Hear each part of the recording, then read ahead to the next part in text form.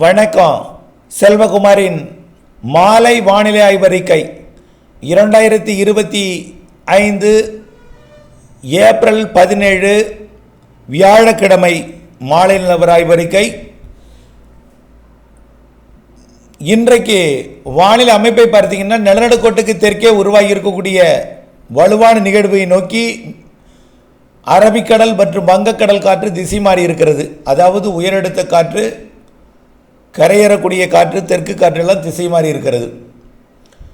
இதன் காரணமாக தமிழ்நாட்டிலே அதிக வெப்பம், கடற்காற்று நுழையாத காரணத்தினாலே கடுமையான புழுக்கம்.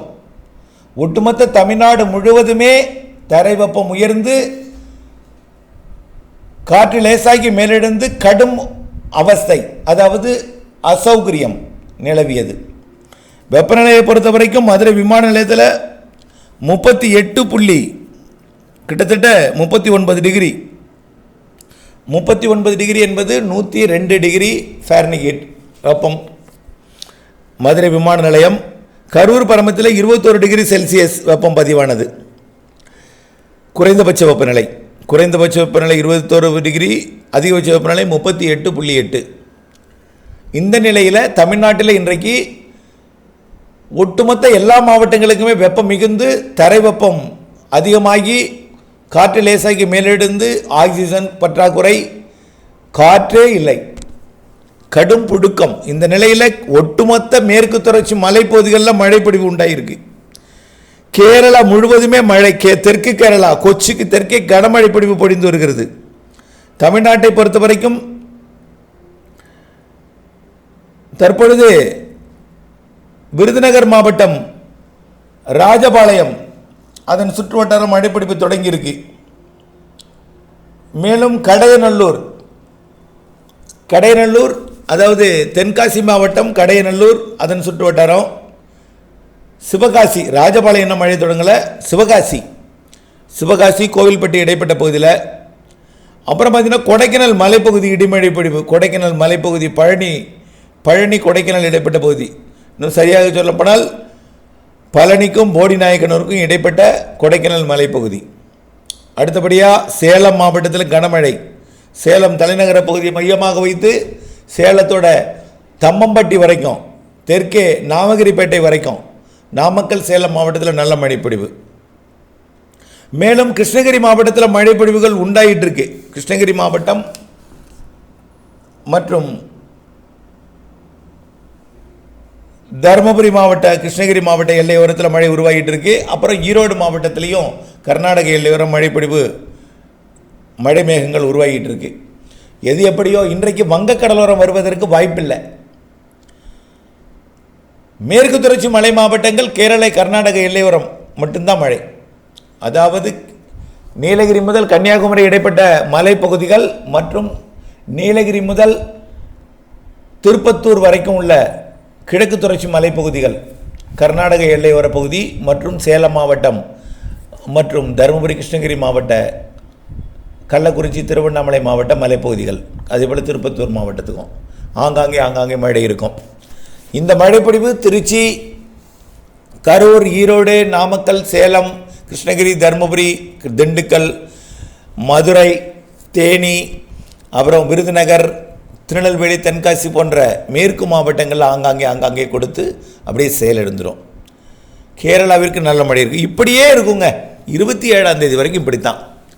கடலோரம் ஒரு சில இடங்களில் வந்து பொழியும், ஆனால் பரவலாக பொழியாது, உறுதியாகவும் பொழியாது. உறுதியாக எல்லா இடத்துக்கும் சொல்ல முடியாது. 21, 22 இருக்கும், ஆனால் நனைக்கும் மழை லேசான மழையாக இருக்கும் டெல்டா உள்ளிட்ட பகுதிகளில். 27ஆம் தேதி வரைக்கும் மேற்கு தொடர்ச்சி மலை மாவட்டங்கள், மேற்கு மாவட்டங்கள், உள் மாவட்டங்களில் மட்டும் இருக்கும் ஆங்காங்கே மழைப்பொழிவு 27 வரைக்கும். 28, 29, 30 ஆகிய தேதிகளில் தென் மாவட்ட கடலோர பகுதி, டெல்டா கடலோர பகுதிகளுக்கும் ஆங்காங்கே மழை மேகங்கள் உருவாகி இடிமழை பொழிவை கொடுக்கும். மே 1, 2, 3, 4, 5, 6 நல்ல மழைப்பொழிவு காத்திருக்கு. ஒட்டுமொத்த வங்க கடலோரமும் உள்பகுதியும் மேற்கு தொடர்ச்சி மலையும். மேற்கு தொடர்ச்சி மலை கேரளாவிற்கு மழை இல்லாதனாலே இருக்காதுங்க. கர்நாடக எல்லையோர மாவட்டங்கள், கேரள எல்லையோர மாவட்டங்கள் மற்றும் கேரளா, தெற்கு கர்நாடகா மற்றும் தமிழ்நாட்டின் மேற்கு மாவட்டங்களில் மழை இருந்துகிட்டே இருக்கும். வங்கக்கடலோரம் மட்டும்தான் கொஞ்சம் பிரச்சனை. நேற்றைக்கு சென்னையில் 16 சென்டிமீட்டர் மழை. இதில் திடீரென்று இப்படி எங்காவது ஒரு இடத்துல மழைப்பொழிவு கொடுக்கும். கடந்த சில நாட்களுக்கு முன்பு டெல்டாவில் கனமழைப்பொழிவு, அதற்கு முன் மன்னார்குடிக்கு மட்டும் கனமழைப்பொழிவு, நீடாமங்கலம் மன்னார்குடிக்கு இப்படி மழைப்பொழிவை நிறைய கொடுத்தது. அதே போல் ஒரு மழைப்பொழிவு காத்திருக்கிறது. கண்டிப்பாக பொழியும். ஆனால் எந்த இடத்துல எப்பொழுது பொழியும்னு சொல்ல முடியாது.